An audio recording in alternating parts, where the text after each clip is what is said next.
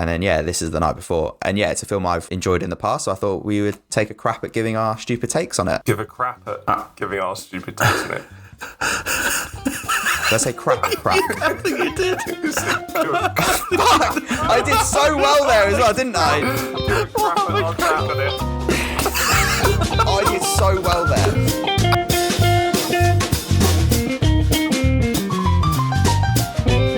The Christmas continues. Let's take all the Christmas cheer and shove it up our noses. Welcome to the second of our Christmas series. To kick off this week is the 2015 film The Night Before. Welcome to the 3 Takes of Stupidity. I'm Alex Clinton. I'm joined by Chandler Monk. Hello. And James Robbins. Oh, yeah. Let's go build a snowman. Just holding the laugh at that intro. That was a good one. That was a good one. I love Chandler's giggle.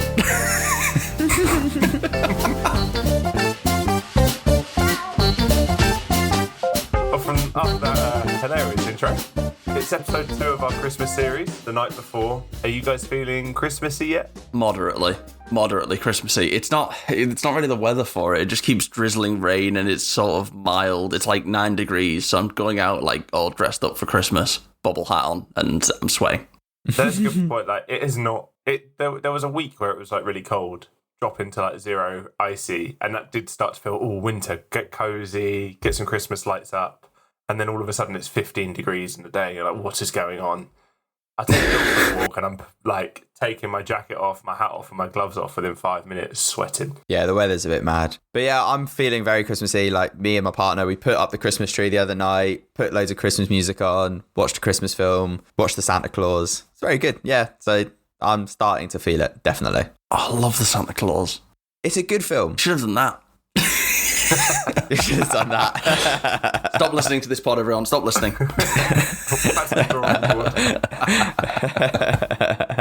But have you guys watched anything else this week? Done anything else? Yeah, I mean, another episode of Dragon Ball Daima came out and it was exceptional. Probably the best action episode we've had since. So if you're into that, I recommend catching up. But otherwise, my partner got me to start Abbott Elementary. Not quite into it yet. It's created by Quinta Brunson.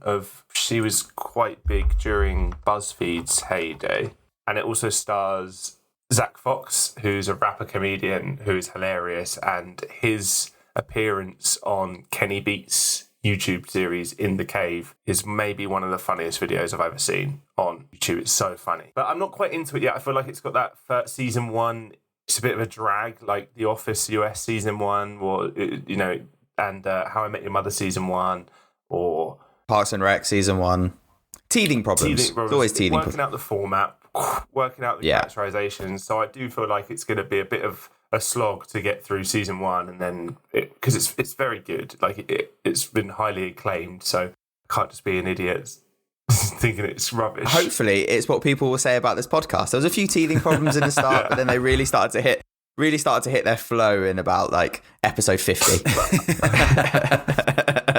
50th time is the charm. I'd be well happy if we get to episode 50. That'd be very impressive. Otherwise, I've not really watched anything full on, but I have been. Do you guys ever pick up a video game and then almost complete it and then just put it down and don't play it for like a year? No, that would make my brain itchy. Your brain itchy. It would. How would you almost? I'd literally look at that completed bar at like 95%, and I'd be like, "Let's get this done." I know what you mean. It might seem like work, but I want to get it done. But that is horrific imagery. Make your brain itchy. That's horrendous. Have you never heard that say? But I've never heard that before. That is horrendous. The 2 games I've finished the main storylines for are both Bethesda games. One was the small game for Ghostwire Tokyo. It's a little bit horror-y. It's quite fun. I wasn't too bothered about finishing that one, but I was like, I can't delete it off the console until I finish it. And then the other was Starfield, which is Bethesda's big game of the last year, which I got to pretty close to the end. I was like, I think I've got to do leveling grind for this, and I can't be bothered. And then I put it down for a year. But I finished it last night at about 11 p.m. And then I watched the film for this and finished that at about 3:30 in the morning. How did it take you 4 hours to watch an hour and 40 movie? I probably finished the game later on than I have predicted. Mm-hmm. Probably doom scrolled for a bit. as well. Nice. What's doom scrolling? Getting stuck on Reels or TikTok. Alex, what have you done this week? I've been on two very different paths this week. Firstly, I watched Amazon's production of the Premier League, and it was really How was that? It was really nice to see our podcast being broadcast to the nation, because the presenter Jim Rosenthal was pitchside. I think it was Ipswich Palace, and What a game. he's an old fella, is Jim. And I don't think he could entirely hear what his guests were saying, because he would ask them a question and then they would go to sort of organically hand over the conversation, and he would just jump in there with a, yeah, but what do you think? And it would just totally stop. And it was really nice, because that was sort of our podcast live in front of me. Just people trying to like talk over each other for an hour and a half before a game. Yeah. Don't destroy the illusion. Chandler cuts all that out. We don't talk over each other at all. We are very good. My second leg was that I've been watching a lot of war-based stuff. Oh, you always are. So I watched the movie Lee, which is about a photographer in World War II, starring Kate Winslet. Maybe we'll take a crack at it at some point on this podcast. All I will say is, she gets her tits out, I think 3 times. I think 3 times. Right. We're not doing Home Alone anymore. We're doing that film. Alex has got a separate separate research board for his tit counter. I love how last week we were talking about how Hot Frosty is like one of the only film where they like really, really objectify men. And now this week Alex has brought one right back. And it was like, this is why those films need to exist. No, it's tastefully done. She's playing like an artist, a photographer, and she's living in France. I think at the start she's living in France, and they've all got them out. So it's just a thing that's happening. It's like going to a Halloween party. Everyone else is dressed up. You dress up. So it works to the plot, and it's not just gratuitous nudity. No, someone's not like dying after they've just been shot, and she's like, this seems like, I know what's going to take his mind off it. David Stern. Oh my god. It's a really, really good movie. Boobs aside. Boobs aside. That's enough of that. Let's crack on with The Night Before. Just pop some shrooms and get into it.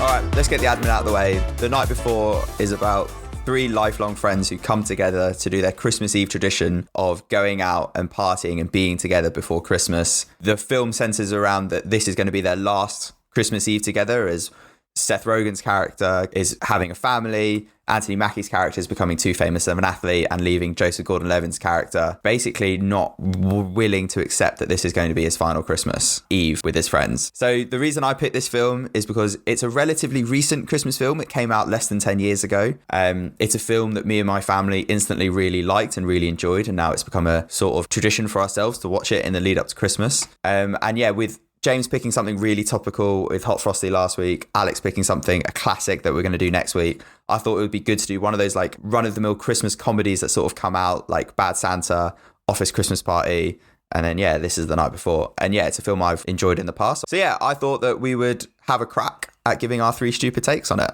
I'm really looking forward to this one. I always pretend like I don't like Seth Rogen movies, but I really enjoy Seth Rogen movies. Yeah, Seth Rogen, like the like late 2000s Seth Rogen, Judd Apatow types of movies, they're up there, like Superbad, Knocked Up. I can't name another one. Pineapple Express. Pineapple Express, yes. Oh, that's a good film. But yeah, I'm always like, ugh. Okay, so I always get his name wrong, and I've written it down in my notes as JGL. Yeah, Joseph Gordon-Levitt. Joseph, because I always sometimes say Jordan, but they're Seth Rogen and Joseph Gordon-Levitt are in a. Are you gonna name 50-50? I am, yeah. I love that film. Yeah. That film is so good. Just very good. 50-50. I remember it hitting me like a truck. I watched it years ago, probably in university. And it's one of those films where you're like, I could do with watching that again. And I thought that would, this film, because I don't know. I like Seth Rogen and Joseph Gordon-Levitt together, probably because of my memory of 50-50 and what a film that is. That's written by the same person, I'm pretty sure. It is. Yeah, it is. It's written and directed by the same person as this film. The full team. It is so good.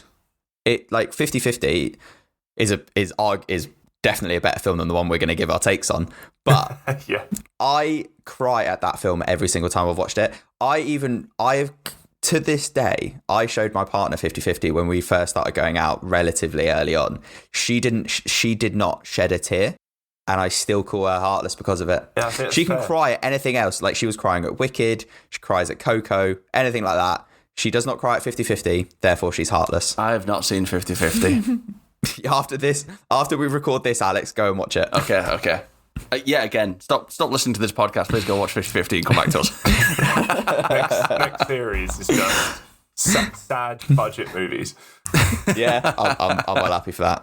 I will say this film today, the night before, is just The Hangover meets Harold and Kumar at Christmas. Yeah. It's a drug-ridden search for something with three guys. Obviously, The Hangover is more guys. It's just the same. Just the same, that right along that track. That's exactly what I thought in the opening minutes when I put it on. I was like, have I put The Hangover on? Then Seth Rogen would come in and be like, I was like, no, it's the right movie. It's the right movie. Someone just needed to go missing, and it was the plot of The Hangover. But I think what this film does really, really well, and we've said it in other films, is how it gets the ball rolling and how like quickly you're into the film.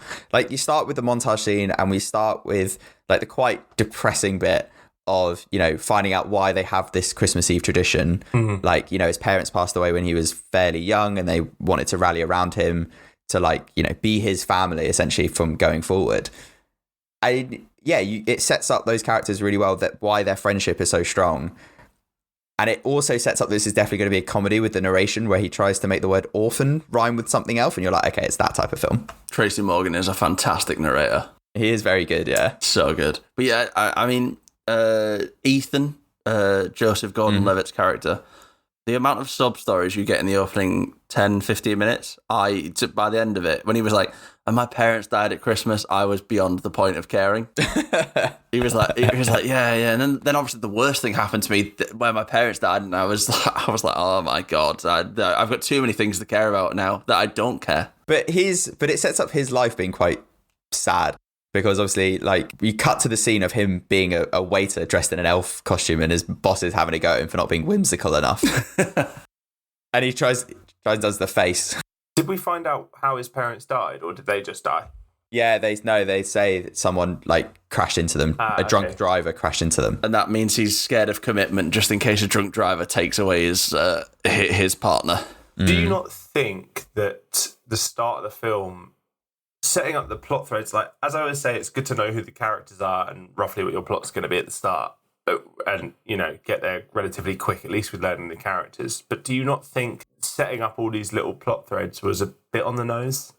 No. So early doors? No, I don't think so. Because it's a Christmas film, you get away with it. It has to be so obvious. Like, there has to be, like, this is a good line, this is a bad line. Bad things have happened to him, his parents have died. Good thing happening to this guy, he's having a baby. It has to be just so linear. But it's really good because it sets up like the MacGuffin as well, like the tickets to the Nutcracker Ball, and it's like that's what they want to attain for, is to finally on their Christmas Eve is to go to the Nutcracker Ball. Yeah. Do you want to explain what a MacGuffin is? To those that don't know. For those who don't know, a MacGuffin is a thing in a movie that isn't necessarily important within itself, but is important to progress the story along. It's like a catalyst. So, for example, the Infinity Stones in Marvel are the MacGuffin of those films. They're the thing they need to get. The most famous of the MacGuffins. Is the Titanic or the iceberg the MacGuffin in that film? Neither. Damn. That is a perfect understanding of what a MacGuffin is not. Thank you, James. Well, you need them both to have the film work, don't you? I would say that the car is the MacGuffin in Titanic. The car that they shag in, and then the people that are looking for them as they hit the iceberg, they find the car with the hand on the window. They're like, aha, they have boned in here. All right, moving on. This made me think that a future series should just be stoner films. Yeah, he's doing a lot of like it's so Seth Rogen that he's the guy that gets high. When the wife hands him his little box of drugs, I was like, of course, it's Seth Rogen. Why won't he be getting high on everything? But he acts really high throughout the film really well. That's like, because his life. He's not acting. He is. His life is just being really high all the time. Well, have you not seen Seth Rogen's Pottery? It's really cool, isn't it? And he does like a lot of stuff. Like he does some coffee stuff, but the ashtrays are what seems to be most like famous for. He does these little like ashtrays where you can store like a joint in another bit, and then he's got like weed stash jars of pottery. He's just made a pottery business where he designs and makes all of these ceramics that are for smoking weed, essentially. Have you got all of these in your house? I want some. His stuff's really good. James is our version of Seth Rogen. No, but you look more like Seth Rogen with that beard, Alex. I do. But honest, I genuinely, I wrote down a bit later on, I'm like, James is just Seth Rogen. All glasses, many drugs. Any drug.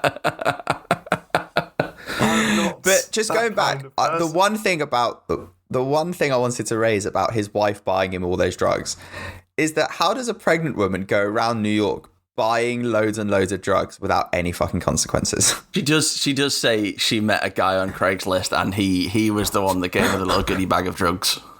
As soon as she says Craigslist, I'm like, that's how she's done it. Of Yeah. course, that's how she's done it. It's a shame that we can't do that on Gumtree. Oh my god. Could you imagine the people you would meet? Trying to buy drugs off Gumtree. But that's essentially, I think Craigslist owns Gumtree, no? I don't know that, to be honest. Gumtree is just UK Craigslist. But I don't think you can get drugs on Gumtree. So yeah, and then we sort of get to the point where, okay, now they've all met up at this Christmas party. Joyce and Gordon-Levitt he magically found the Nutcracker tickets, like it's a Christmas miracle, like it was in some random coat at that party. And then they go off and try and do all the Christmas traditions. I love how he knew what they were, though, straight away. Like, he's checked his coat, and he's seen 3 perfectly fanned tickets in the front pocket of the suit jacket. And he's he's like, pink card at Christmas? I know what this is. This is the Nutcracker Ball. Did it even say Nutcracker Ball on it? Or was No, it I think he just takes them because they look nice. He's like, these must be the really expensive thing this man was speaking about. I want to go to really expensive things. Ergo, they're my ticket. It's a Christmas miracle. That's what, again, it's the things and like the magic just happens and it's a Christmas miracle. It's great. And then we start getting through the Christmas traditions. One of the funny bits when we get introduced to Anthony Mackie and he's like, they get outside and they want to go off, is that he's like, oh, I've got a Red Bull limo for you. Like, this is going to be amazing. You know, it's our last Christmas together. I thought, like, I've just been sponsored. I'll get you a limo. And then he just turns around and goes, that's what the Christmas is all about. A rich athlete finally getting the corporate sponsorship he wanted all along. And that rich athlete, in his first scene in the movie, he's just doing steroids. He's doing, got his PEDs, his PEDs. The one thing that I really like about this film, and it's the whole theme of the film, to be honest, is about how close they are as friends and how much friends mean to each other. And that's what I really like. I like that sort of thing of friends having Christmas traditions, because as you grow up, it is harder to stay friends, basically. So yeah, having those traditions that you keep to is really good. And I like the way in this film they keep going through those Christmas traditions. Like, they go see the Christmas tree at Rockefeller Center. They go play on the piano at the department store, which I loved that scene. It's so reminiscent of Big, isn't it? Yeah, but I thought I was high already. I was like, the box of triggers been opened. They're playing the piano at the store, but maybe it's just really well rehearsed.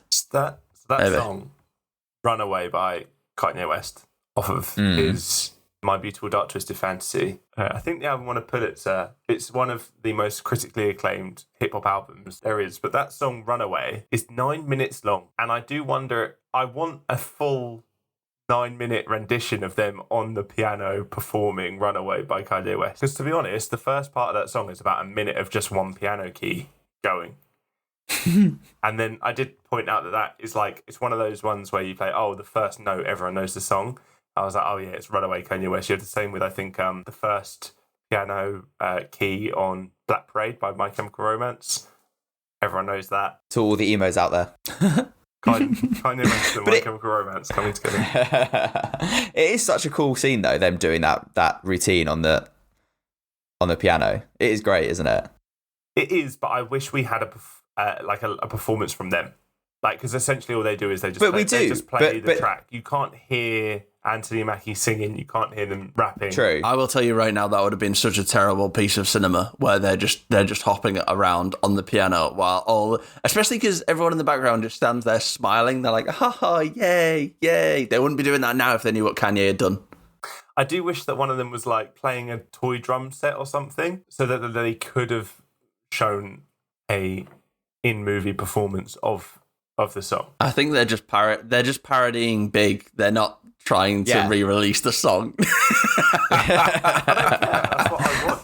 I want to listen to Anthony Mackie featuring Seth Rogen and Joseph Gordon-Levitt, Runaway. I want it. You want it. You need it. You need it. I need it. Considering at the end there is a great custom performance for the movie from a superstar. They should have done it here as well. And then we move on. They move on to their next tradition of going to the Chinese restaurant.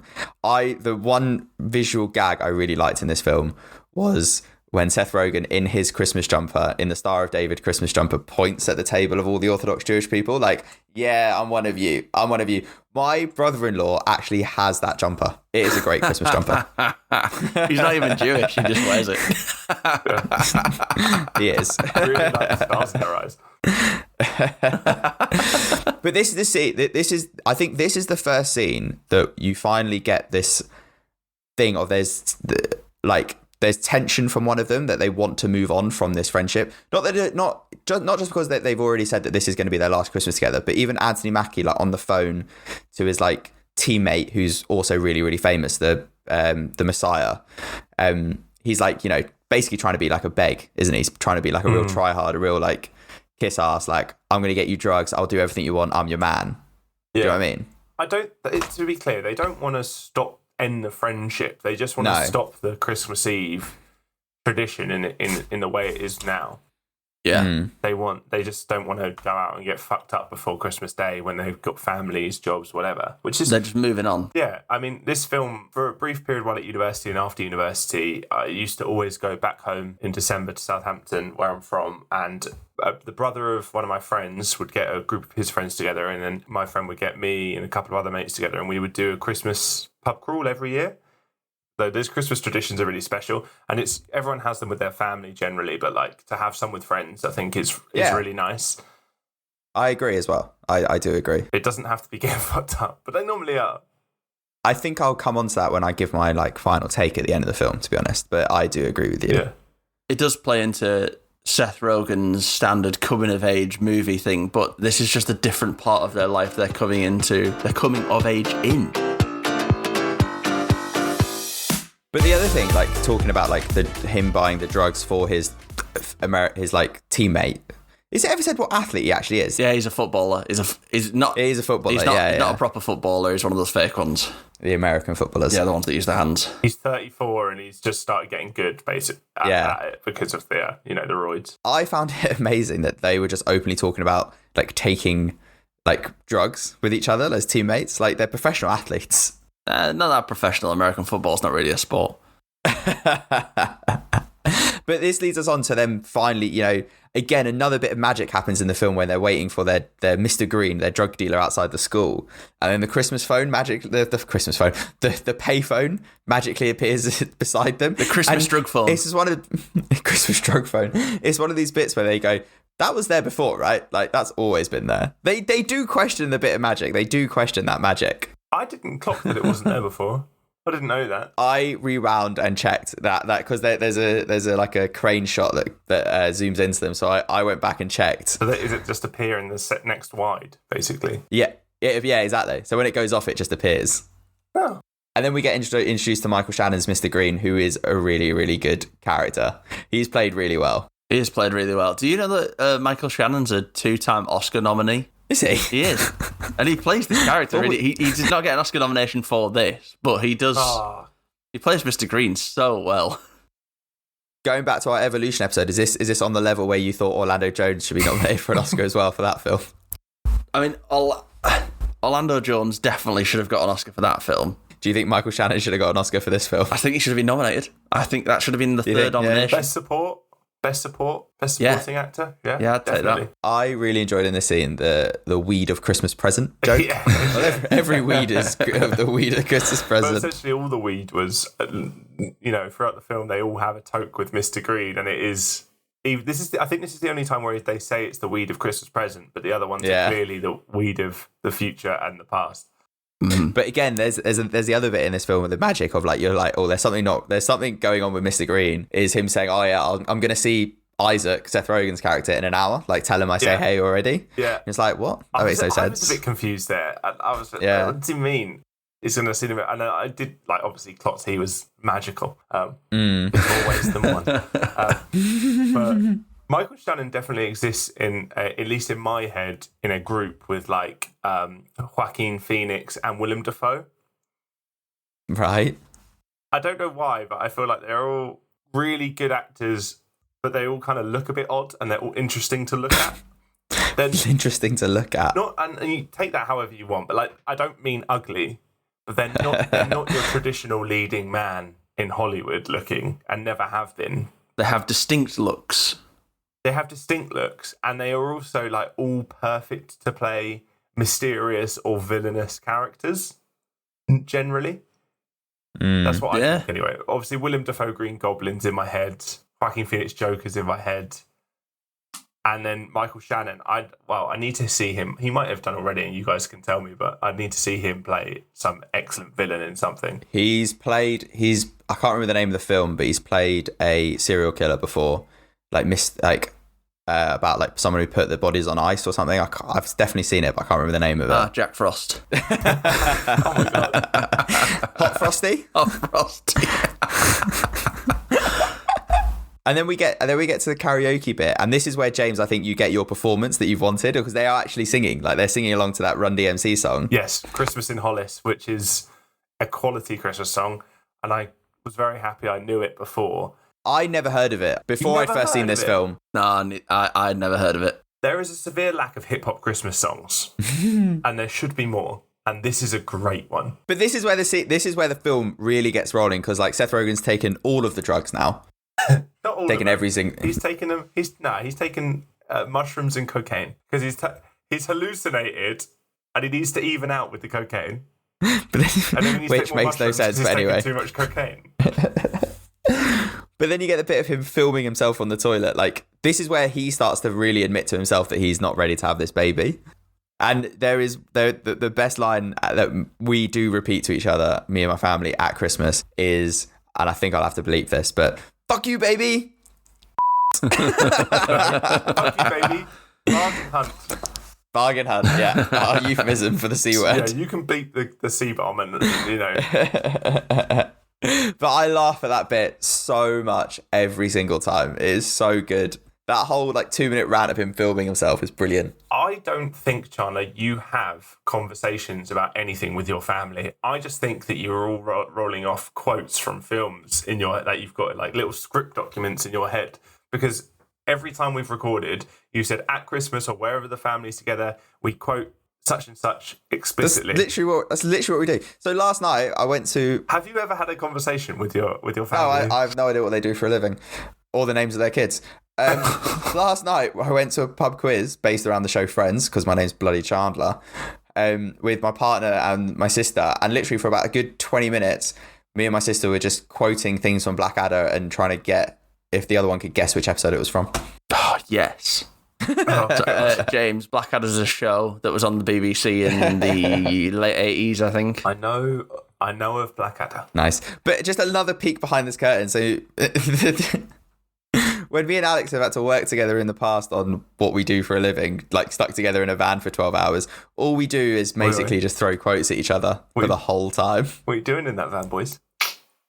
Making TV happen. I love when he's going through his little box of drugs. Do you remember when like there was a thing when I was younger where kids used to make like a little shoebox for some kids in like I think it was Africa or wherever it went to. You made like a little shoebox that had things that they needed, like little toothbrushes and stuff like that. And I was like, that's lovely because it reminded me of his wife making the little box of drugs for him. But when he is sat on the toilet screaming that he hates the baby and the baby said, "See you next Tuesday." Bargain hunt. Is it true? I'm going to ask our resident drugs expert, James, that if you have taken too many shrooms, you should balance it out with some cocaine? Because he seems to do it, and it sort of works. I've not done either, but his logic is that the shrooms have brought him down, and the cocaine will bring him up. And then my next question... It'd be like, go, Alex, I'll do a test. Go take a sleeping pill in like 20 minutes, and then... For 20 minutes, we'll still be recording this podcast. Exactly, and then have 2 shots of espresso. And you're kind of doing what he's doing. Yeah, okay. See if it works. My next question is to you, our resident drugs expert. Is there a chance that there could be enough cocaine in someone's blood that if you drank their blood, you could also get high off the cocaine? I do wonder if that was going to be a plot thread. It sort of goes nowhere. It sort of goes nowhere, doesn't it? There's a fantastic, for anyone who hasn't seen it yet, there's a fantastic part where Seth Rogen does a lot of cocaine to counteract his magic mushrooms. Cuts his nose, I think, on the cocaine. I think cocaine is quite lethal. So he cuts his nose on the coke. By the way, don't do drugs, anyone. He cuts his nose on the cocaine. I don't think he's cut his nose per se. I think just snorting the cocaine has given him a nosebleed. Yeah, I know. That's cocaine is sharp, so don't do drugs, kids. I don't think that's how it works. Yeah, I think it is. And then he loads of razor blades. He's cut his nose on the cocaine. Cocaine very sharp again. And bleeds while ordering drinks into his friend's drink. I think it's a friend. Yeah, like a friend's drink. Yeah. She complained that it sort of tastes like blood, but not cocaine blood. Like iron. Tastes like pennies. Yes. So this is where so wrapped up in this scene is where we meet Mindy Kaling's character and Lizzie Kaplan's character, who are very good in this film as they are in pretty much everything they're in. Lizzie Kaplan is a love interest again, like she was in our unreleased Hot Tub Time Machine episode. Oh, it's her again. Yeah. And I'm still annoyed that you see Lizzie Kaplan and don't instantly think Mean Girls. That's the second one. It's only because we watched Hot Tub Time Machine all together. Beautiful memories. That makes it sound like we all sit together and watch the film together first before we record. That was the dream. We should try that. We should try to do that one. We should. Maybe a live show one day. We'll have one mic set up and we'll record as well at the same time. See what we get. That is the whole point of Mystery Science Theatre or whatever it's called. But Alex, can I just put the way you're describing what you know about drugs? Have you got an ankle bracelet on? Are you being listened to? And you just doing a really good job of proving that you weren't involved in any drug escapades. You don't know how they're done or what they do. No, but I do. I know enough to know that cocaine is very sharp, and you should not put it up your nose. Very, very sharp. Somewhere the policeman on your case file is just listening like, yeah, no, not him. He doesn't know shit. Why did you arrest him? Well, he said cocaine is very sharp, and as we all know, it is very sharp indeed. I haven't done cocaine, but I know from evidence that your nose bleeds. And so it is very sharp. The Christmas party with the sales boys, I know what you're up to. Not doing sharp cocaine, I'll have you know. I'm doing heroin, because while we know the heroin needle is sharp, we know it is. Chasing the dragon. Jason. Oh my God, that's all getting cut. But yeah, this is where we start to find out like why their relationship broke up between Lizzie Kaplan and Joseph Gordon-Levitt.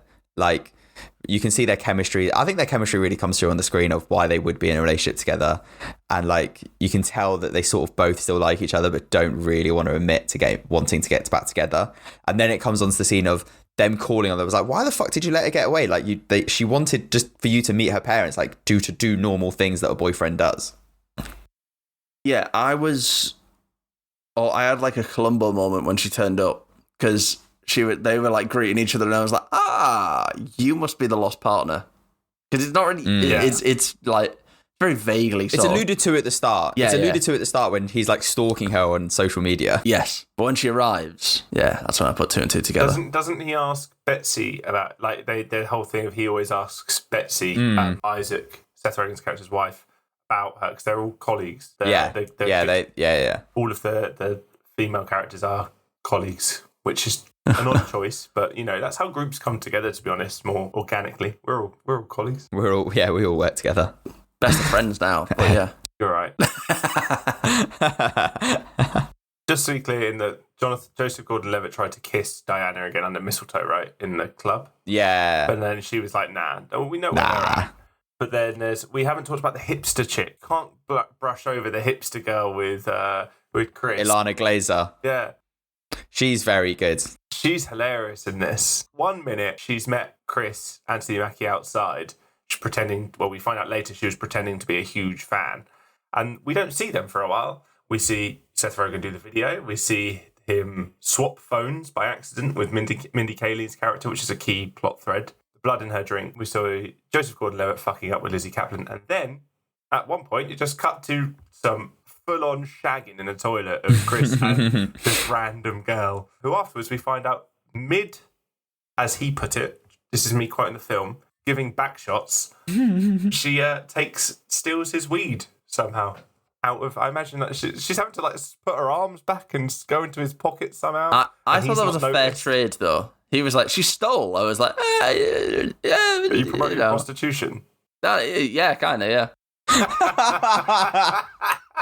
I was like, she did not have to do that. That was very nice of her, and therefore you should hand over your drugs. But she's just stole them. And it's £0.5 of weed, apparently. That feels like a lot. Nah, that's not £0.5 of weed. That sounds like a lot. That's a lot. I don't know anything about drugs. Oh, good one. That was close. The lawyers were so close to getting you there. But you do know what £0.5 of something is, don't you? Because I do not. Chandler doesn't do 8 drugs. ounces. Yeah, but you've just said another measurement that I just don't know. How big is it? How big is it in terms of bags of sugar? So, £0.5? Yeah. 250 is a quarter of a kilo. Oh, okay, so it's a quarter of a bag of sugar. Okay, now I understand. Yeah. Okay, thank you. Yeah. That is a lot. I only know things in terms of bags of sugar. So how many bags of sugar do you weigh, Alex? About 167. You definitely fucking don't. I think I weigh about 83 bags of sugar. That's my ideal. £0.5 of weed is so much. Yeah, it's this probably cannot go. But after in the past coming across half an ounce of weed, and that being quite a lot, £0.5 is 8 ounces. So you have come across a lot of weed in the past, then, to be our resident drugs expert. We got him. From the bar, there's a fantastic little bit in the limo where the limo driver is continuously trying to hand out Red Bulls to make sure that the Red Bull sponsorship gets announced. Very clearly, Seth Rogen's character takes more drugs. But from the I limo, just like the bit of him like doing his poses. It's like weirder. From the limo, they get dropped off outside of Big Mama's house. Because they need to get more weed. They need more weed, and that's apparently where Mr. Green stays, and also where Anthony Mackenzie's mum stays, whose name escapes me. Chris? Anthony Mackie. Anthony Mackie. Chris Roberts. That's it. I had neither name. I only remember he's Chris Roberts because he says, Chris Roberts, you're pretty woman, Julia Roberts, or something, to the hipster girl that stole his weed earlier. But they're trying to get weed. They're still trying to get weed for Tommy Owens. And it's going to be a 2-hour wait. So to pass the time, let's go upstairs. Let's play some GoldenEye. Which is a great tradition. I love GoldenEye. I really great game on the N64. Yeah, really enjoys that. And then I think this is where like Seth Rogen's high on the bed, Chris and Ethan are playing the GoldenEye, and you get them like really like having like a quite a normal friend chat of like, oh, do you remember when we all became friends? It was at so and so's party. You looked like a warlock. You were a cool guy. I was a fake stoner. It's a really nice organic way of them talking about their friendship. It's exposition, but it felt really organic and really nice and sweet. Yeah, because I still have those chats with, like, I have friends who we do have a Christmas tradition, and yeah, I've known them since I was like 10, 11, 12, that we don't see each other that much anymore, but when we do, or when we're, having our deep meaningful chats, it's like, oh yeah, do you remember when we met at this party, and we did that at that party when we were 14, or this at this party when we were 16. It's a really nice way of talking with your friends, isn't it? It really is. And like you say, it was a fantastic piece of exposition, whereas we've sort of not been forced into hearing about their lives at this point, but it has sort of felt like really unnatural ways, just like, oh, well, we have to do this because my parents are dead. And we're like, oh, okay. Whereas in this setting, they are saying it's a nice flow. Oh, we have to do this because, and then, yeah. Yeah, it's really nice.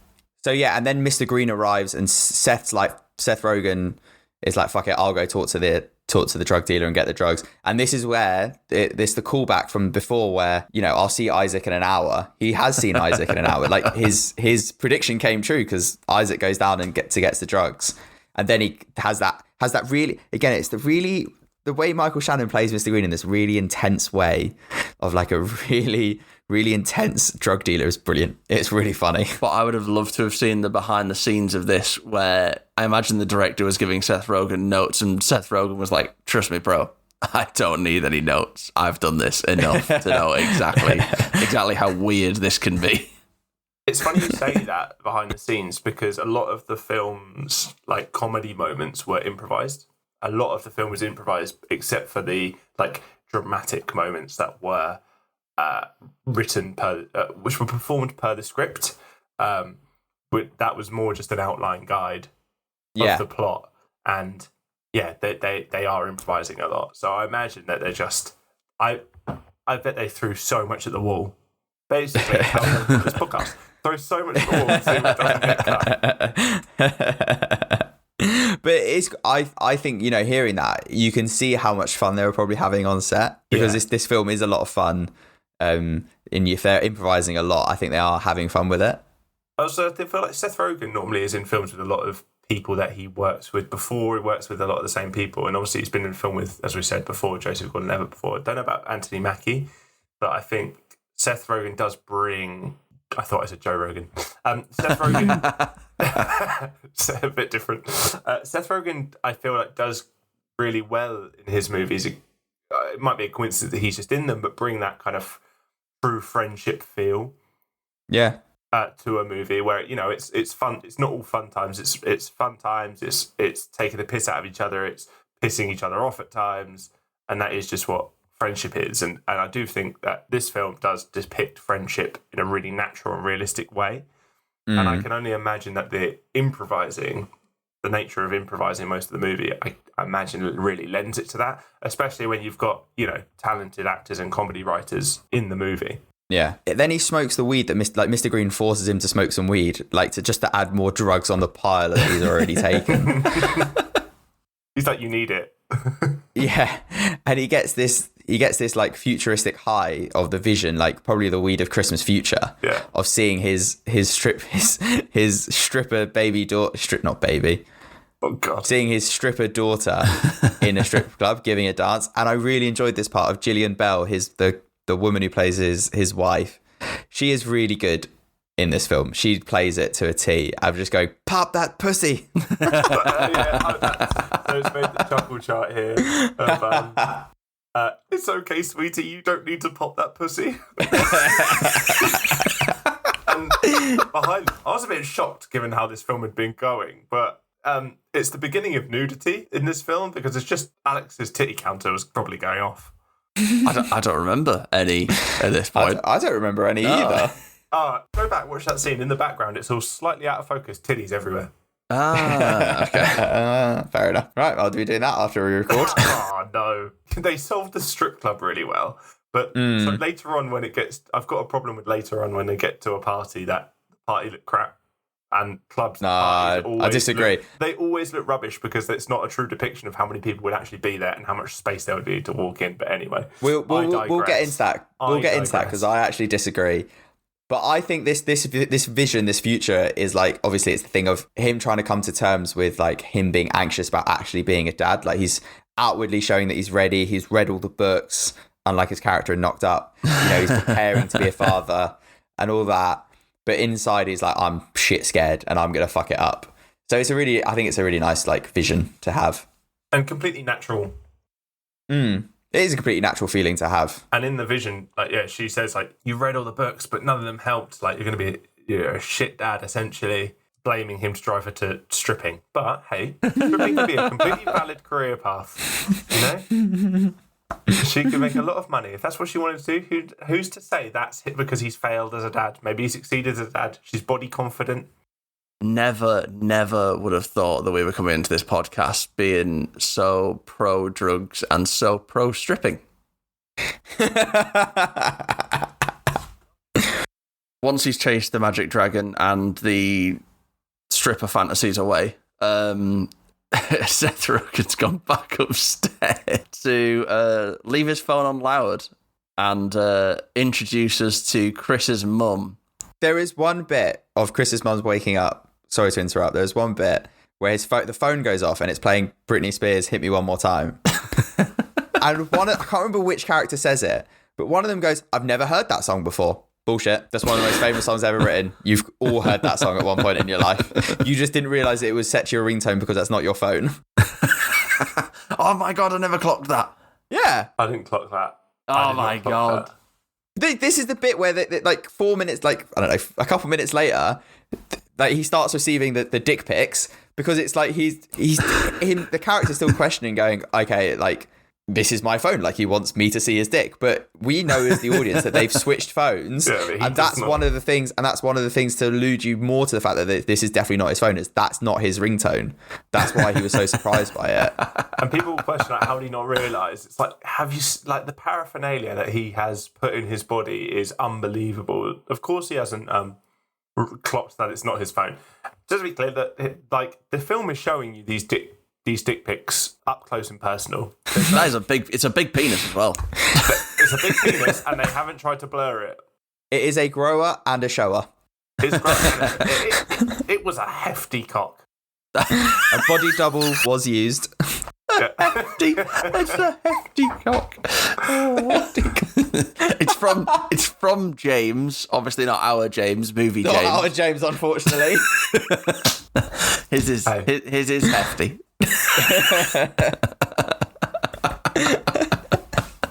Okay to be average. It's not an ice lolly. It's not an ice lolly, is it? Or a mini milk? Or a twister? It's not quite a magnum. It's not quite a magnum. But It's black. A Calippo will do. Cola Calippo. The Calippo is fine. But I really enjoyed this scene. I enjoyed how quickly... You enjoyed the cock? Yeah. I enjoyed how quickly Seth Rogen went from, I don't want to suck a dick to, I might have to. Yeah, fine. I'm okay with it. I'm completely okay with it. And then it goes to Joseph Gordon-Levitt going, are you gay? No. Are you curious? Isn't everyone? Really enjoyed that because that's probably true of pretty much everyone.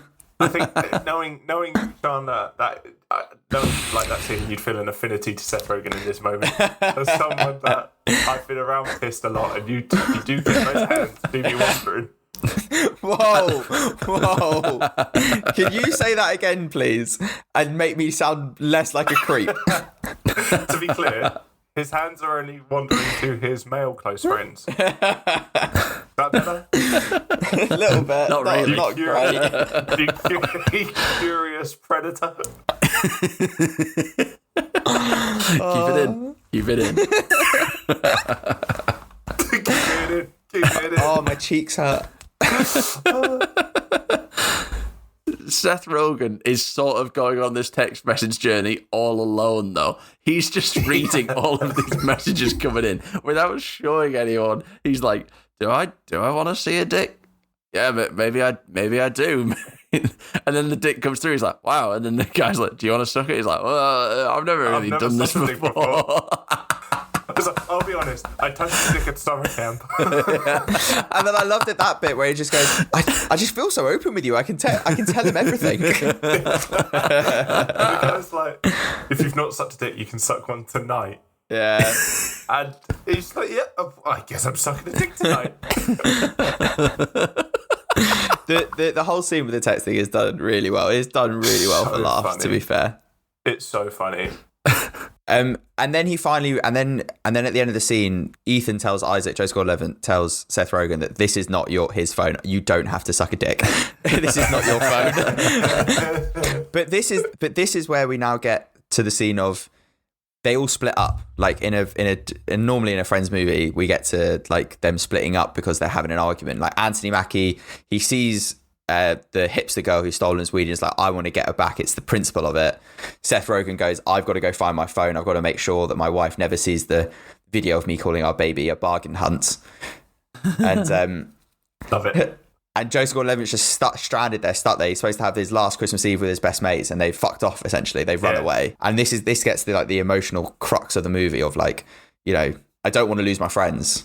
Yeah, they only get to this point because Ethan apparently knows Seth Rogen's iCloud password off by heart and finds the location of his phone in Find My iPhone. And they only find the hipster girl because the mum has asked them to take the leftover food to the homeless shelter, the soup kitchen. And I did wonder if she was homeless. Yeah, interesting. I think because I said earlier in my notes, I've got, is she homeless?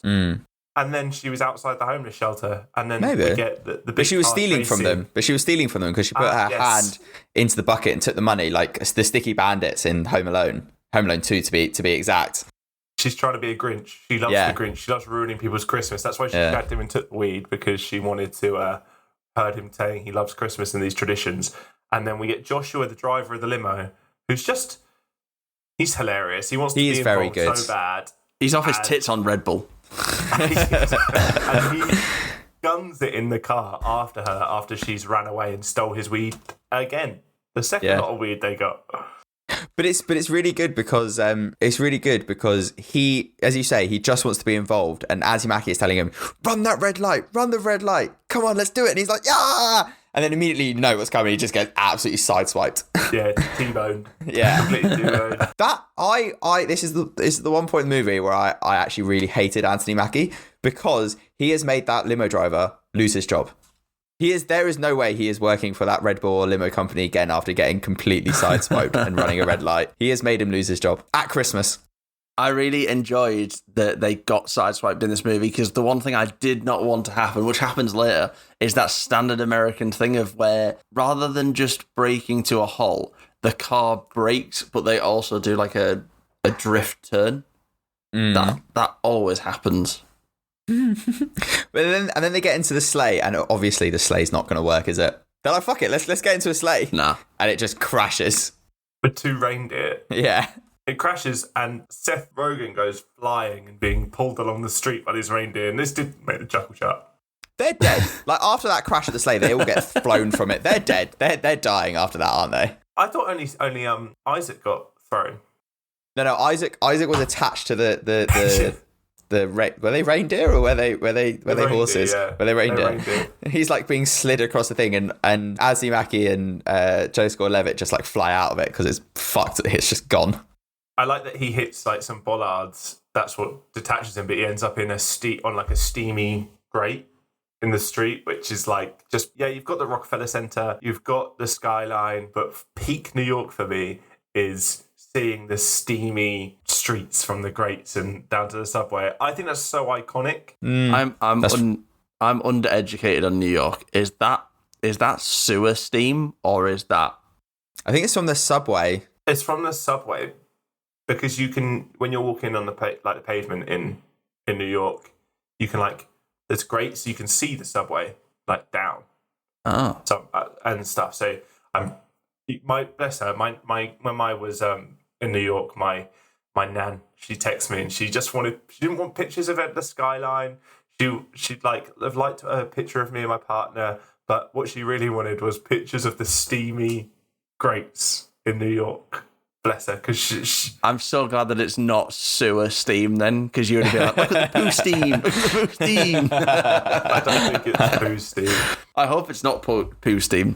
And then Auntie Mackie runs off to chase her on foot. Seth Rogen goes to find his phone. And this is where I really like Seth Rogen's bit of you can tell how high he is because he starts talking to the nativity scene. Yeah. I was dying. He was talking to Stephen, which is Spencer. Spencer. Yeah. I'm Spencer. What? And it's just. And I love when he runs into his wife and he just goes, "Yeah, I was just over there talking to Spencer. He's got a really nice family. He's holding the staff and he's brilliant."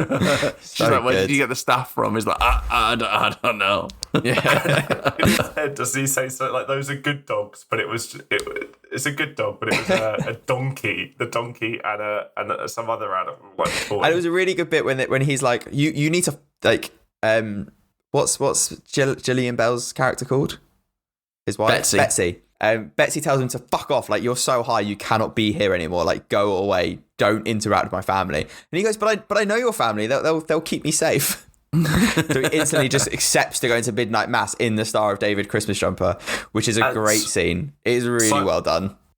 And simultaneously, before we get into the church, because again, in the church, is brilliant. But Auntie Mackie is chasing the drug thief, the weed thief. She's just a parkour Donnie. And also Auntie Mackie, an athlete, can just, fair enough, he can just do it as well. Because they're climbing up buildings, jumping off stuff. Really random, but it is exciting. She is a creature of the street, so obviously she is versed in leaping up buildings. But I did like her Assassin's Creed dive off into the rubbish. Yes. Off the building. Did really annoy me how softly though she landed. But I really like the Die Hard reference. I'm going out like Hans Gruber. I enjoyed that. Have you not played Assassin's Creed? Like that's, it's exactly what happens. They fall and they're just fine. No, I've never played Assassin's Creed. You've never played Assassin's Creed? Nope. That's like me not seeing Lord of the Rings. You've not seen Lord of the Rings? You haven't seen Lord of the Rings. And you not playing Assassin's Creed is like the gaming equivalent for me. You've not played an Assassin's Creed. No. How are you nearly 30 and a Fortnite kid? Oh, I love Fortnite. Best game ever made. Everyone stop listening to this podcast and go play Fortnite. Anyway, but yeah, so these scenes are sort of happening simultaneously, like Anthony Mackie chasing the girl, Joseph Gordon-Levitt being really sad and depressed, running into two people dressed as Santas, and Seth Rogen in the church. Seth Rogen in the church is brilliant. Like, he thinks he starts hissing at the baby. The baby's speaking to him. And it's terrifying. It is terrifying. But he just keeps going. And then the best bit, the culmination of the scene, is him throwing up in the aisle, and then just going, "We did not do that. We did not kill Jesus." It is so good, and it's also a hint of foreshadow for later in the movie. It's so good. In the church, does he turn to the crucifix of Jesus and he goes, "Is that a dead guy?" Yeah, but then they do point out that he is wearing a jumper covered in the stars of David.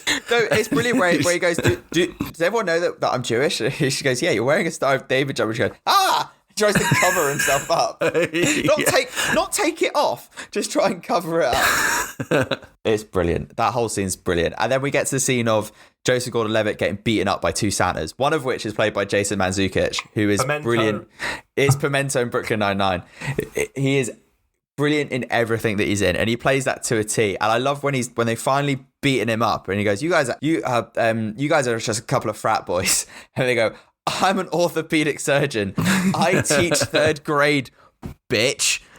I shape our nation's future." That made the chocolate. I'm pissed myself. But I also really love that Joseph Gordon-Levitt's like insistent of this is only about this one thing of you disrespecting Santa Claus. This is not about anything else. Like, I'm not depressed because my friends have left me and they don't want to do our tradition anymore. I'm only pissed that you're taking Santa's imagery in vain. But the punch came. He punched Pimento first because they said something about parents. Yes, he did. Which, to be fair, yeah, I can see why he punched him. yeah, you're drunk, you're out, you're trying to have something's upset you, and then someone brings up ultimately the thing that has sent your life in a certain direction. Yeah, I don't blame him for punching them, but he was looking for it. Yeah, he wanted to get his frustration out. Yeah, and sometimes people get that way. Don't condone violence, but mention someone's dead parents, you probably deserve a slap. At some point here, did off top, Diana has called Ethan, I think is important to mention. She said that she's at the party. Yeah, and she wants him there. So yeah, he just really wants to get to the party now. He knows that Diana wants him there. He's like hell-bent on getting there. They all meet up at the train. They've never mentioned which platform to meet at or which stop to meet at, but sure, they all meet up at the same one. I think this scene, again, is a really good show of how lifelong friends actually interact with each other. Because again, as I've said before, I've had friends who I've known for nearly 20 years, and you do have arguments. Friendships aren't always all nice and helping each other out and supporting each other. You do have arguments with your friends all the time. Like, especially when your friends can't see that what they are doing to themselves is sometimes quite self-destructive, and you want to call them on their bullshit. And I think that's what this scene is each of them calling themselves on their bullshit of like, how are you only having your best season yet at the age of 34? Why are you letting the girl of your dreams go away just because you don't want to do normal things? It's a really nice scene of, even though it's an argument scene and it's quite tense, but they're all, trying to be proper friends to each other and help each other get themselves out of, their pits, essentially. But I think one thing I like about this scene as well is that the issues in the argument are pushed on Ethan and Chris, Anthony Mackie and Joseph Gordon-Levitt. They have their issues, and we are shown their issues. Now, Seth Rogen's character Isaac has his issues and worry about the birth of his child, but I do like in the scene that, and it just feels right, Seth Rogen's in the middle of it, because his life is, otherwise, it's pretty put together. He's got a family. His wife seems incredible, like giving him loads of drugs to go out and have a good time. Like a send-off. Like a send-off. That's crazy. So they got up to some mad shit in their time, which is, sign of a good relationship for them, I guess. But yeah, this scene is ultimately between Anthony Mackie and Joseph Gordon-Levitt, who have stuff to work out, whereas Seth Rogen's issues aren't impacting the scene. They're not as great. They're very natural, whereas the other two really have to work stuff out. And I think that's quite a nice little, I don't know what to say now. I was going to say dichotomy, but it doesn't feel right. Yeah, I thought it was a really nice metaphor because those two are working through their problems with each other and they're just having their little argument. And then Isaac's just on the train because his battle is within himself about his child. And that's just what he's going through. But in this instance, he's really high and is just struggling to get by. I also really enjoyed how when Chris takes off his jumper, he's like, I'm not wearing this pseudo-racist jumper anymore. that even in that point, like they've had their argument, they know that these sweaters are the thing that join them together. He's like, you better put that sweater back on. Don't you dare take that jumper off. Like that's their sign of like real friendship is these sweaters. They may have arguments, but they know they're friends inside. Taking the jumper off did kind of hit hard. Genuinely, like it felt like a big moment. Something so mundane. The way the scene goes, the taking off the jumper feels like the natural culmination of that scene. It gives them something to work towards. It creates a symbol of their friendship that we can kind of track in a way.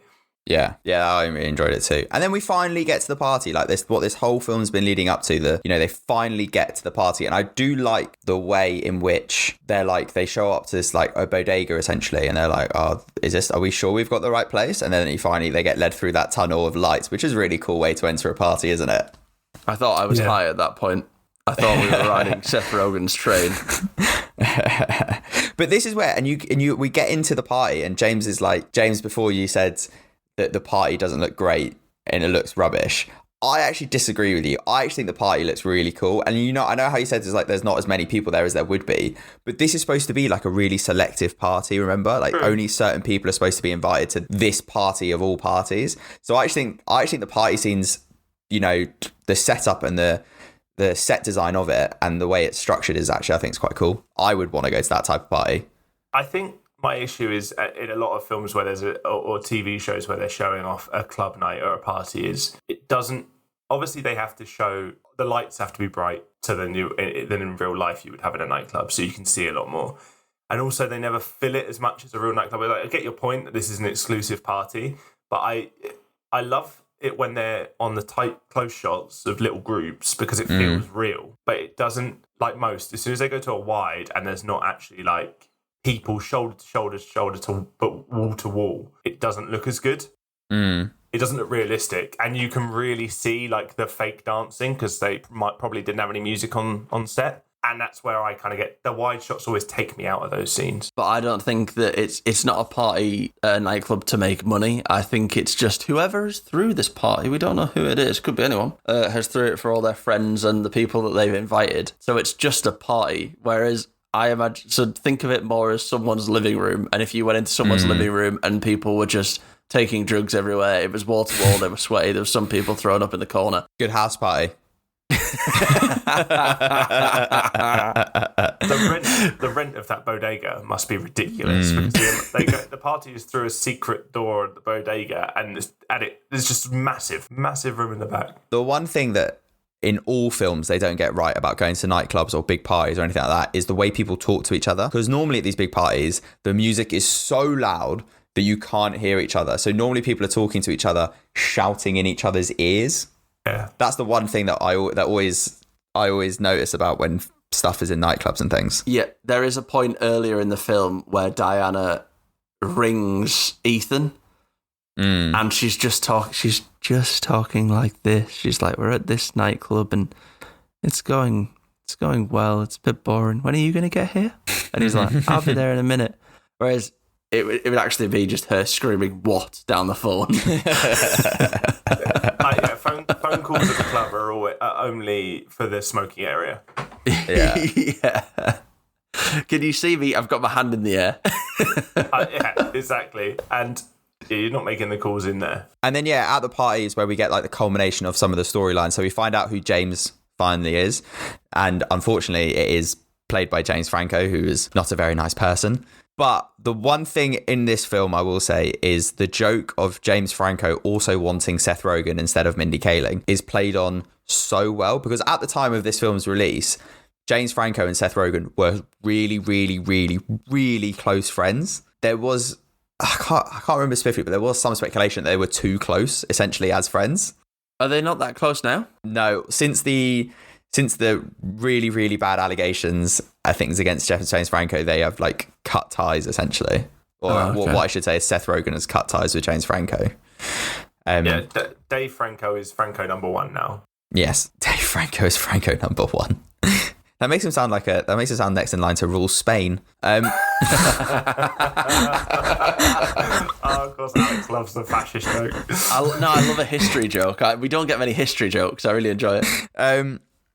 So yeah, I think that relationship's played on really well. The fact that Mindy Kaling even is like, you got to fuck off. You're a cop block. Get away from me. I want to have sex with James Franco. It would take 10 men. 10 men could have blocked this cock. And then we see that Tommy Owens, the Messiah, Chris's teammate, Anthony Mackie's teammate, doesn't really care about him. Like, he didn't really need weed from him. He has a whole sleigh full of weed. He's like taking a piss out of the video he posted of them doing karaoke. I think Anthony Mackie at this point is like getting that, oh yeah, these guys aren't really my friends. And then we get probably the climax and the best bit of the film. Miley Cyrus is there. Miley Cyrus is... This movie came out in 2015, I think. So this is peak, absolutely... how can I put this? Wrecking Ball Miley. This is Wrecking Ball Miley, in literally and figuratively. Wrecking Ball Miley. And I kind of get that feeling when she arrives. I enjoyed... I was like, oh my God, Miley Cyrus. Really?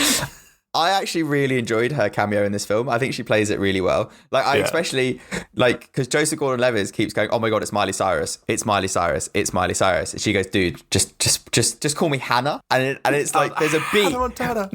There's a beat there where it's like he goes, "Really?" It's like, "No, I'm fucking with you." I think she plays that like comedic, like actual personality that she probably has really well. She felt like a Disney Channel actor in this. Is like her acting quality of this. The lovely cameo, but I'm like, wow, she's not really had a huge script. She's got a day to film. But I think that goes back to when James said earlier that most of the script was just off the cuff. Yeah. I reckon that was a off the cuff line. She was like, just call me Hannah. You think? And he was Yeah, like, I think that's- I think it's really good. But I also love in this bit where like he's telling her that I love this girl, you know, Wrecking Ball's her favourite song, and he's like, oh my god, you should propose to her. Like Miley makes that jump so quickly. Whose favourite song was Wrecking Ball, by the way? But as Mindy Kaling can say, you can cry to it, you can dance to it, you can feel happy to it. It's what you need. This was peak Miley time. Wrecking Ball was huge, whether you liked it or not, and it was very much a case of whether you liked Miley or not, because she was Marmite at the time. I think I'm struggling to get back into that 2015 mindset of how big it was, because it was a massive song. It was huge. And everyone was like, why is she riding a giant ball naked? Can we have a rendition from one of you for 5 seconds? James, I think he's got the vocal tones. I can't remember the lyrics, so Alex, you'll have to do it. I came in like a... Got to stop there. No copyright. Wrecking Ball. Oh my god, she's here? Is she here? Did you enjoy? Okay, so my question, one of the things I want to talk about is the whole. I think him singing on the stage with Miley Cyrus is all done really well. Like Joseph Gordon-Levitt's actually like he's a good musician. He can sing. You know, it's done really, really well. And I love the bits of when he's trying to pour his heart out to her, and she's just in the background going The ad-libs. Yeah, the ad-libs in the background are brilliant. I wish I wrote them down. They're so good. Oh yeah, one of them was ready to commit. Yeah, it was really good. But here's the thing, like, I love this scene, how like the shots back to like Seth Rogen and Anthony Mackie, they're like, oh my god, please don't. They know what he's gonna do. They're like, oh my god, he's gonna propose. Like, don't do it. Like, this is this is a mistake. Don't do it. I really like those bits. I also like. I love Lizzie Kaplan's reaction of, oh my god, what the fuck's going on? Like her hands on her head. Reaction. It's so good. It's so well done. It's really good. But what do you think about proposing in that situation? Like, I am totally against that type of proposal. Oh, horrendous. In my actual life, yeah. There's couples out there that will love a rave or a festival or something, and they would love to get proposed to in a situation like this. There are people out there that would like this. No one out there would like this after being broken up for 3 months. True, Seeing that each is other very for true. the first time that night, even if they do both want to see each other, and proposing right then and there, that is not the commitment she asked for. She just wanted him to meet her parents, and then hopefully that's the way they go. Yeah, but I would also say, me and my partner went to see Ed Sheeran live a couple of years ago at Wembley. I love Ed Sheeran, amazing concert. I'd love Ed Sheeran to meet Ed Sheeran anyway. But anyway, during Thinking Out Loud and Perfect, when they were played, there were, I think, 10 proposals in total. Oh, like God. I love those songs, and those songs mean a lot to me, but I don't think I'd ever propose to my partner in that way, because A, it's kind of not unique because people are doing it at the same venue at exactly the same time as you, and also it's just like, don't you want something more personal than that? Like just you two, do you know what I mean? Yeah, you'd want to take a moment, but I would just bring you both into the real world where, can you imagine Miley Cyrus doing it for you? I think that's hard. It's hard to turn down, really, I think. Can you imagine being that much of an Ed Sheeran fan? Jeez. But I think Alex is right. If Miley Cyrus was doing it, on the other hand, to propose to me on behalf of my partner, yeah, I'd probably say yes. like Lizzie Kaplan does. Lizzie Kaplan says yes because Miley wanted her to say yes. Yeah, I love that bit of realism. I was like, yes, that is totally what you do. The whole crowd wants you to do it, so you would just say yes. So yeah, of course, you would say yes in that situation. There is no way you're saying no in front of all those people in that situation with Miley Cyrus like begging you to do it. Your fight and flight will kick in. So you might not. I like that she said yes. I think that's the practical best thing to do in that situation, in such a public setting. But people might panic and say no. People might panic and run away. You know, but she has seemed quite calm and collected this whole whenever we've seen her. And it feels very fitting that she was calm and collected despite the stress and just said yes. Yeah. And I think when they go over and like she goes like, I'm not going to marry you, like Joseph Gordon-Levitt, to be fair, Ethan handles that quite well. And he's like, yeah, I totally understand where you're coming from, but I love you. Like, I want to get back together, essentially, is what he's trying to sell her. Didn't they agree? Like, he's like, it's Miley. Like, Yeah. I had to do it. She's like, yeah, you kind of did. Yeah. I have to do it. Chris and Isaac try and run over to Ethan because they know they're going to need him in this point, because they've probably worked out that like they're not getting married, or they that's the wrong thing to do. And Chris runs into Diana. He goes, just go talk to your friend. Just he needs you right now. Go talk to your friend. Isaac and him trying to get over to him. He runs into Tommy Owens, to the Messiah. Oh yeah. And he somehow gets a nail into his hand onto the ice sculpture. Not nail. It was the stem of a wine glass. Oh, that was it. And he's like, he's half crucified across the ice sculpture, which is why I said earlier in the film was like, we did not do that, is foreshadowing, because he does half crucify the Messiah. But he doesn't just he stopped like Isaac has started injuring it. Like, I'm pretty much sure the entire football team. He like rolls a giant ball into one of their ankles, and there's a little. I think there was a little sound effect of it. Then they get beaten up by them. And then this is where Anthony Mackie storms back in. He's putting the Christmas jumper back on, and he's like, "This is my friend. These are my best friends." Like, again, the symbol of friendship comes back. He knows, he knows the right thing to do. He knows that he should be sticking by his friends, and he gets his friends out of there. And he uses his social media game. My social media game on point. You can't be fucking around with my friends. And it does stop the footballers dead in their tracks. It is good, but then they get chucked out. But then they get chucked out by security. So yeah. Rightfully so. And now they have been kicked out. Rightfully so. They crucified the Messiah. They've been very naughty boys. Nice Life of Brian reference. Yes, he got it. This boy knows what he's doing. They're on the roof. Well, no, sorry. They're not on the roof. They're outside. Ethan is on the roof with our beloved Mr. Green.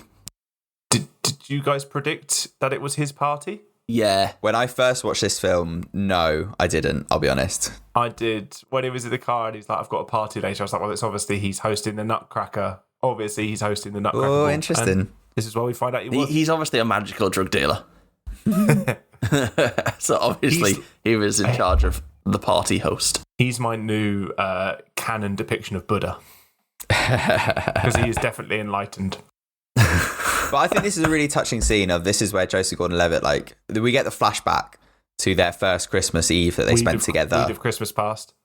Weed of Christmas Past, yeah. Do you know what? I didn't pick up on that when I've been watching the film. I didn't pick up on that, but very good, James. They only mentioned it once in the Weed of Christmas Present, but then the depictions of the other two are very on the nose. Yeah, it's very good. Yeah, very good.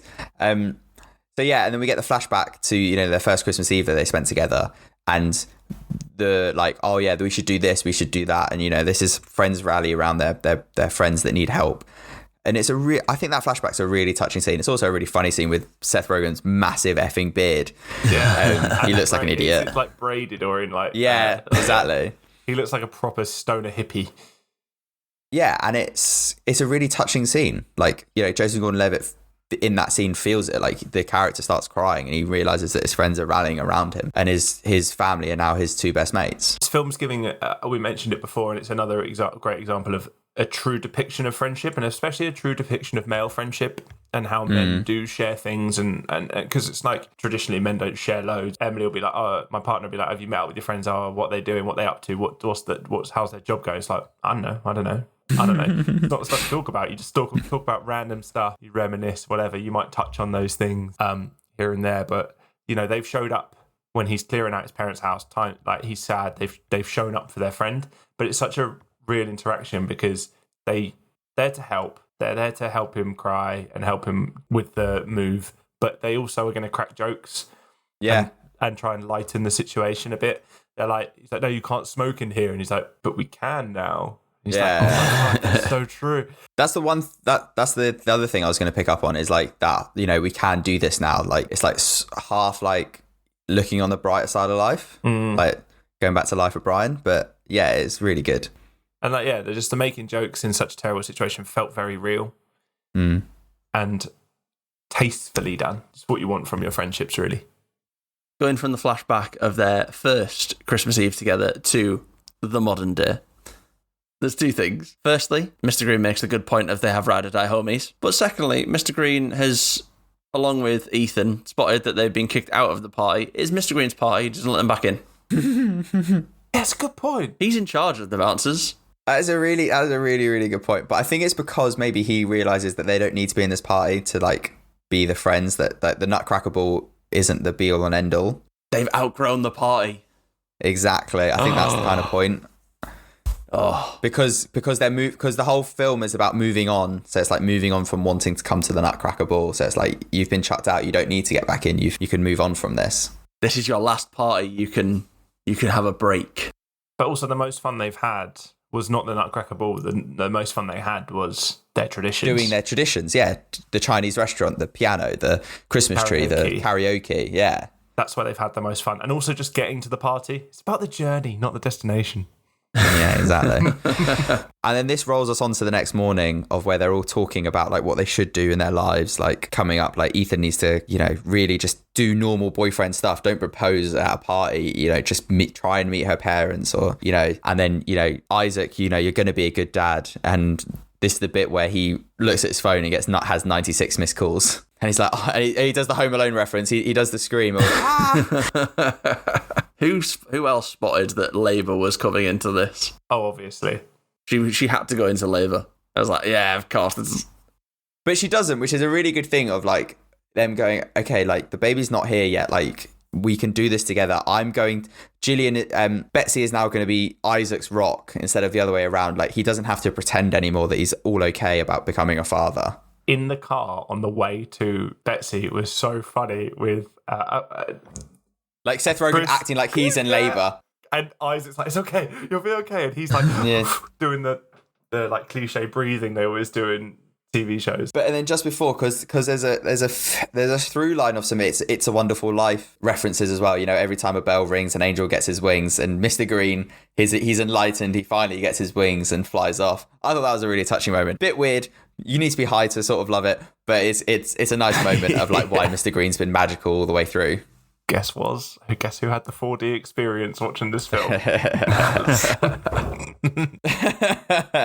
And then I think we leave the characters at this point in all really good space. Like Isaac's ready to admit that he's anxious about becoming a dad. Chris, Anthony Mackie, admits to his mum that he's been taking steroids and that they're going to come clean and he's not going to get the park named after him. But fuck it has loads of crackheads. Yeah, the mum was wanted that park and now she's like, screw that park, it's got crackheads.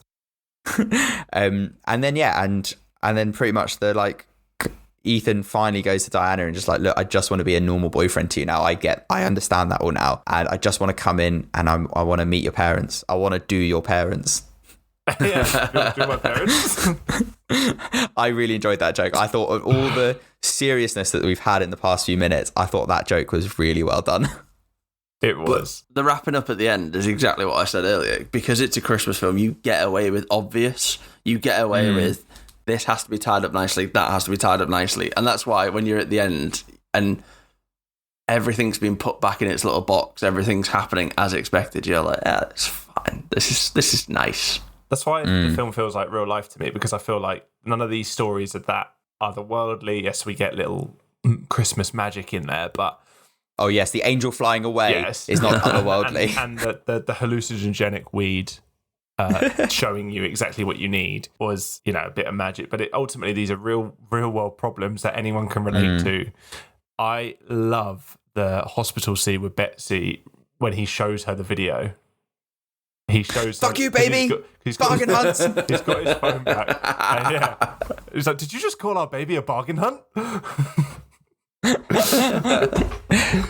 But she's so loving. She's so warm. Yeah. She's not angry, which I think a lot of people, maybe a bit unrealistic. I think a lot of people would be angry seeing this, but no, she's like, wow, it's nice to see you're the hysterical one. You've been reading all the books. I thought you were so together, and I've been panicking, but no, actually, it's nice to see that you are, as you mentioned, Chandler, she gets the chance to be the Rock, whereas he has been the Rock.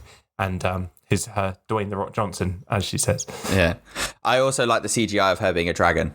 Yes. And she just takes the piss out of him by pretending to be a dragon and give him a bad trip. And I thought that was very funny. And then we cut to next year, and we can see that moving on from your old traditions isn't necessarily a bad thing. Like, you can incorporate your old traditions into new traditions. Like, they're all spending Christmas together. They're all opening presents together. Diana's back with Ethan. They're all happy, and then they still get to sing their karaoke, but in a completely different way. They sing it to the baby to put her to sleep. They sing Run DMC's Christmas to her to put her to sleep, and it's a really nice way to end the film. It's a really sweet way to go to the end slate, essentially. And then, as you say, Alex, this film, because it's a Christmas film, it can get away with obvious.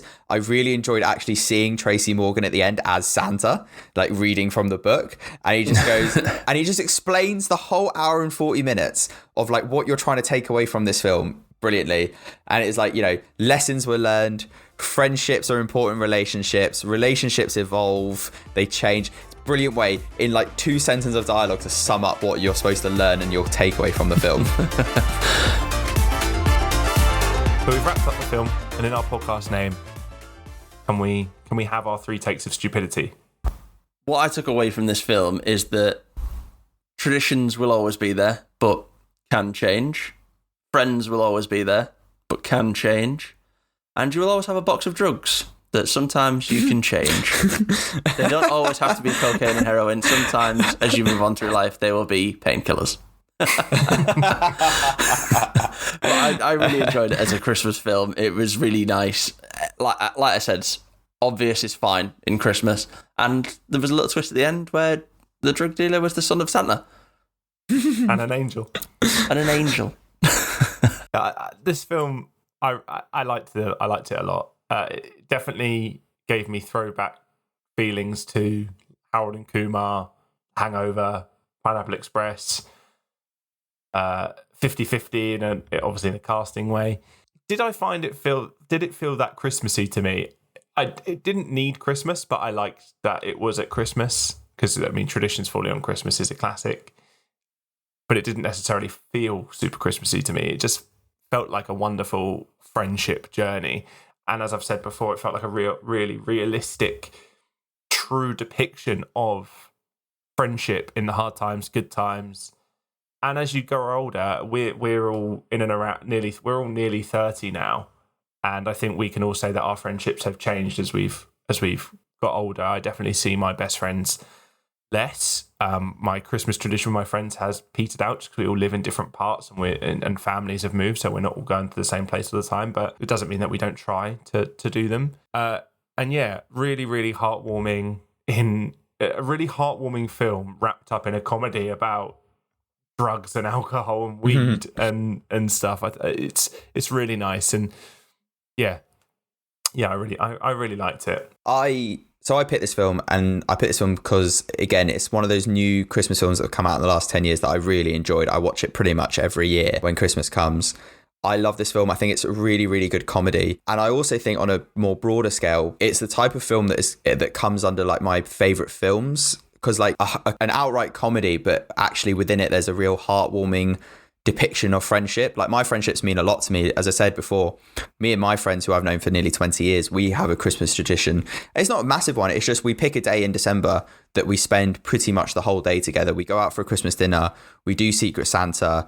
We just spend the whole day together, and it's really nice. Like, this group of like 10 friends who we've all known from school. We do it every year, and we all make the effort to do it every year. And we're quite lucky in the way that we've stayed fairly close to each other as our lives have progressed, and our our lives have become about more than school or friendships or whatever. And I think this is why this film really calls to me. I really love the depiction of friendship. Friends argue, friends try and support each other through bad times, but they also try and pull you out through bad times. They call you on your bullshit, and they call you when you're being self-destructive, and try and help you be better. That I think this film is really good at doing that, all while being really funny. Like, there's some great jokes, some great acting, great improvisation, and just take a fuck ton of drugs and have some fun with it.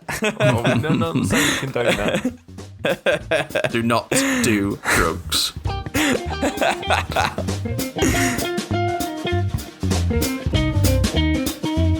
Well, following all that, all we can hope for is that you find your Mr. Green this Christmas. Join us next week when the Christmas continues with the absolute classic Home Alone. It's goodbye from James. Ciao. It's goodbye from Chandler. Merry Christmas. And it's goodbye from me. I'm not going to say Merry Christmas just yet. Got another one to go. See ya. Please follow us on all our socials. They'll be linked in the description for wherever you get these podcasts, Spotify, Apple, or wherever. You can find us on Twitter, Blue Sky, Instagram, TikTok. See you next week for Home Alone! Goodbye.